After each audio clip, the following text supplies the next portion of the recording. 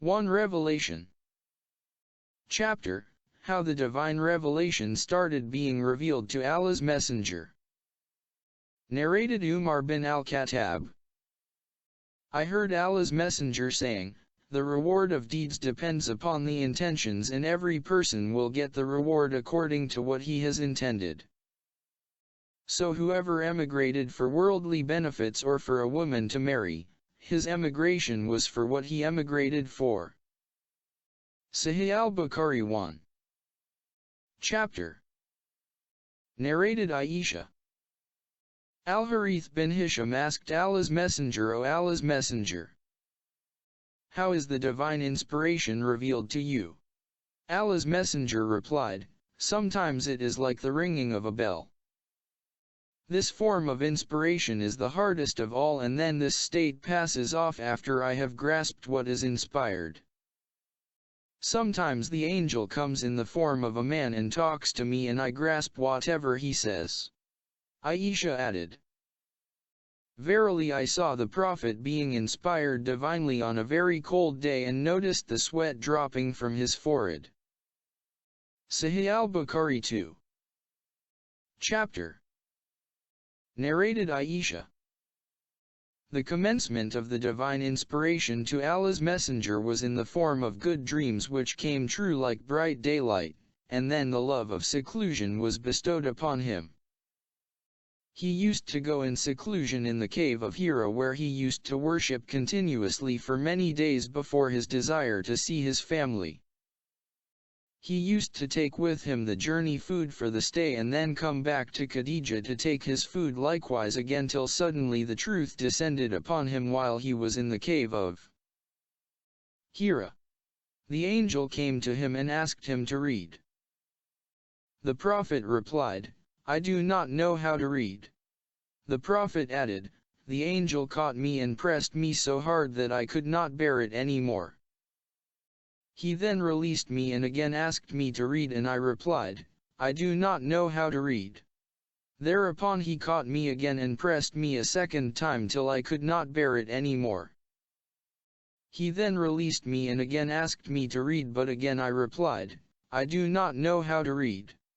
Thereupon he caught me for the third time and pressed me, and then released me and said, 'Read in the name of your Lord, who has created man from a clot. Read. And your Lord is the most generous.' Then Allah's Messenger returned with the inspiration and with his heart beating severely. Then he went to Khadija bint Khuwaylid and said, 'Cover me. Cover me.' They covered him till his fear was over, and after that he told her everything that had happened and said, 'I fear that something may happen to me.' Khadija replied, 'Never. By Allah, Allah will never disgrace you. You keep good relations with your kith and kin, help the poor and the destitute. Serve your guests generously and assist the deserving calamity-afflicted ones.' Khadija then accompanied him to her cousin Waraka bin Nawfal bin Asad bin Abdullah, who, during the pre-Islamic period, became a Christian and used to write the writing with Hebrew letters. He would write from the Gospel in Hebrew as much as Allah wished him to write. He was an old man and had lost his eyesight. Khadija said to Waraka, 'Listen to the story of your nephew, O my cousin.' Waraka asked, 'O my nephew, what have you seen?' Allah's Messenger described whatever he had seen. Waraka said, 'This is the same one who keeps the secrets whom Allah had sent to Moses. I wish I were young and could live up to the time when your people would turn you out.' Allah's Messenger asked, 'Will they drive me out?' Waraka replied in the affirmative and said, 'Anyone who came with something similar to what you have brought was treated with hostility.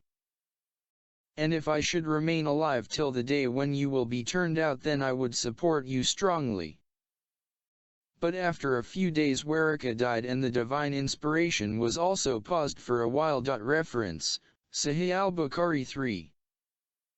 Book 1, Hadith 3. Narrated Jabir bin Abdullah al-Ansari reporting the speech of the Prophet. While I was walking, all of a sudden I heard a voice from the sky. I looked up and saw the same angel who had visited me at the cave of Hira sitting on a chair between the sky and the earth. I got afraid of him and came back home and said, "Wrap me." And then Allah revealed the following holy verses, O you wrapped up in garments, arise and mourn, up to, and desert the idols. After this the revelation started coming strongly, frequently and regularly. Reference, Sahih al-Bukhari 4. Book 1, Hadith 4. Chapter. Narrated said bin Jubair. Ibn Abbas in the explanation of the statement of Allah, "Move not your tongue concerning to make haste therewith," said, Allah's Messenger used to bear the revelation with great trouble and used to move his lips with the inspiration. Ibn Abbas moved his lips saying, "I am moving my lips in front of you as Allah's Messenger used to move his." Said moved his lips saying, "I am moving my lips, as I saw Ibn Abbas moving his." Ibn Abbas added, "So Allah revealed, move not your tongue concerning to make haste therewith. It is for us to collect it and to give you the ability to recite it, which means that Allah will make him remember the portion of the Quran which was revealed at that time by heart and recite it." The statement of Allah, "And when we have recited it to you then you follow its recital," means, listen to it and be silent. Then it is for us to make it clear to you. Means then it is to make you recite it. Afterwards, Allah's Messenger used to listen to Gabriel whenever he came, and after his departure he used to recite it as Gabriel had recited it. Sahih al-Bukhari 5. Chapter. Narrated Ibn Abbas. Allah's Messenger was the most generous of all the people, and he used to reach the peak in generosity in the month of Ramadan when Gabriel met him. Gabriel used to meet him every night of Ramadan to teach him the Quran. Allah's Messenger was the most generous person, even more generous than the strong uncontrollable wind. Sahih al-Bukhari 6.